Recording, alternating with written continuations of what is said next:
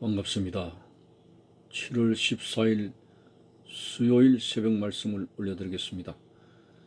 본문 말씀은 마가복음 6장 1절에서 3절입니다.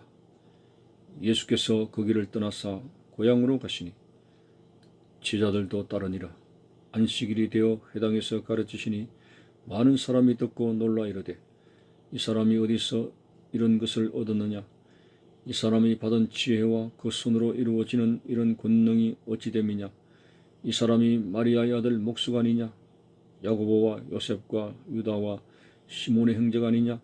그 누이들이 우리와 함께 여기 있지 아니하냐 하고 예수를 배척한지라. 아멘.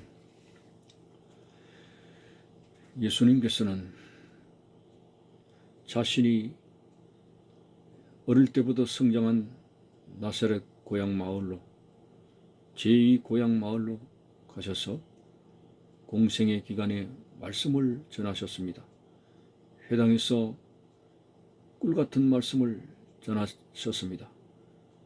우리는 말씀을 받아서 간접적으로 전합니다마는 예수님은 책으로 말하면 원저자이시고 바로 말씀에서 말씀하시는 우리 하나님의 아들 예수님께서 직접 말씀을 전하실 때 얼마나 권위가 있고 얼마나 꿀같고 능력 있는 말씀이겠습니까?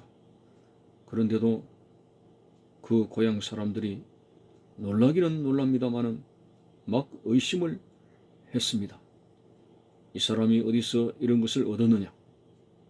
이 사람이 이렇게 말을 잘하게 되는 지혜가 어디서 났느냐? 그리고 능력도 나타나네. 권능이 어디서 어찌 됨이냐? 우리가 아는 바로는 이 사람은 마리아의 아들 목수가 아니냐? 그 형제들도 우리가 안다. 야고보와 요셉과 유다와 시몬 형제가 아니냐? 이런 식으로 자기들이 가지고 있는 어릴 때부터 예수님이 자라난 배경을 알고 있는 그들, 이러한 선입관을 가지고 하나님 말씀을 전할 때에 그러한 말씀의 권능과 기적을 배척하게 되었습니다. 믿지 않았습니다. 그래서 예수님은 더 이상 그들에게 말씀을 전할 수도 없고 권능도 행할 수 없고 정말 안타까운 마음으로 이제 자리를 옮겼었던 모습이 나오게 됩니다.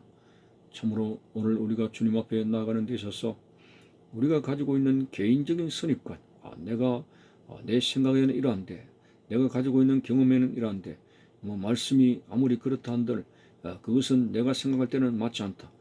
이런 식으로 하나님 말씀보다도 자기의 경험과 선입관을 앞세우게 되고 자기의 가치관을 앞세우게 되고 그런 사람은 믿음을 가지지 못합니다.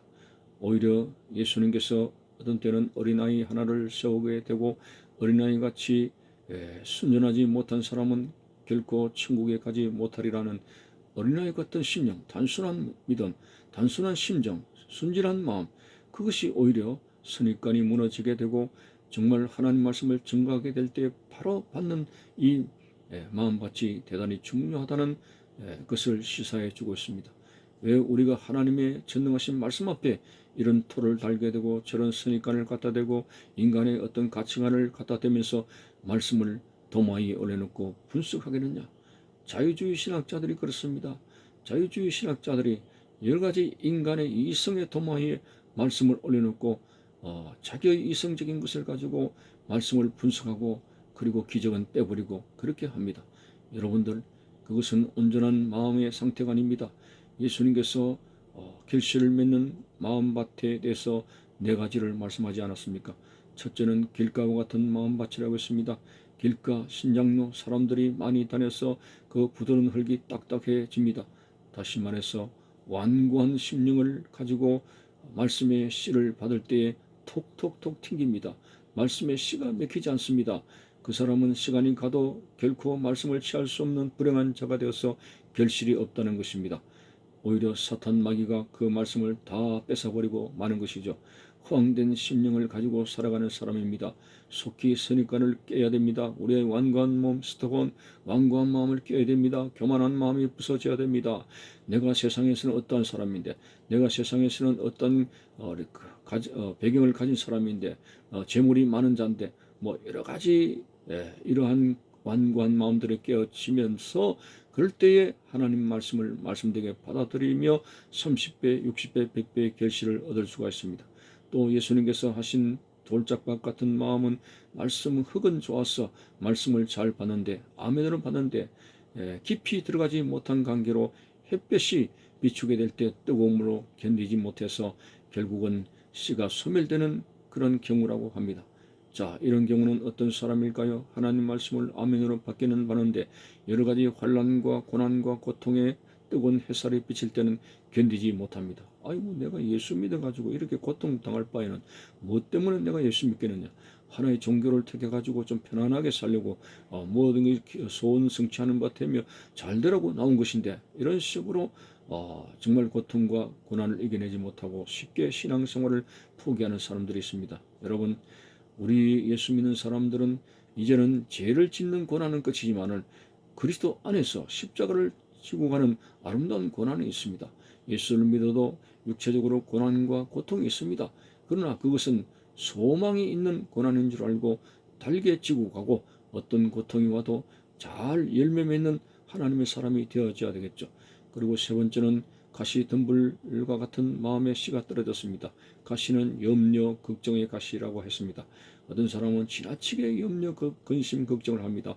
내일 염려할 것까지 당겨서 어떻게 살겠느냐, 어떻게 먹고 살겠느냐, 아이고 이런 걱정 때문에 이런 우한거리 때문에 어떻게 살겠느냐라는 식으로 미리미리 염려, 근심, 걱정을 합니다. 그러나 성경은 하나님을 믿기 때문에 내 모든 염려를 다 주께 맡겨 버리라고 했고 너희는 마음에 근심하지 말라 하나님을 믿으니 또 나를 믿으라고 했습니다. 믿음 안에 살아가는 사람들, 우리 하나님께서 우리의 갈 길을 목자로서 인도하시기 때문에 감당하지 못할 시험은 피할 길을 주신다고 했습니다. 한날 괴로움은 그날의 족한이라고 했습니다. 의사가 약을 처방해 줄 때 연령층으로 알맞게끔 어린아이면 어린아이, 나이 많은 사람은 나이 많은 사람 알맞게끔 약을 처방해 주지 않습니까? 우리의 의사 되시는 예수님께서 하나님께서 우리에게 고난을 주되 우리가 감당할 수 있을 만큼 고난의 양을 처방해 주시는 거죠.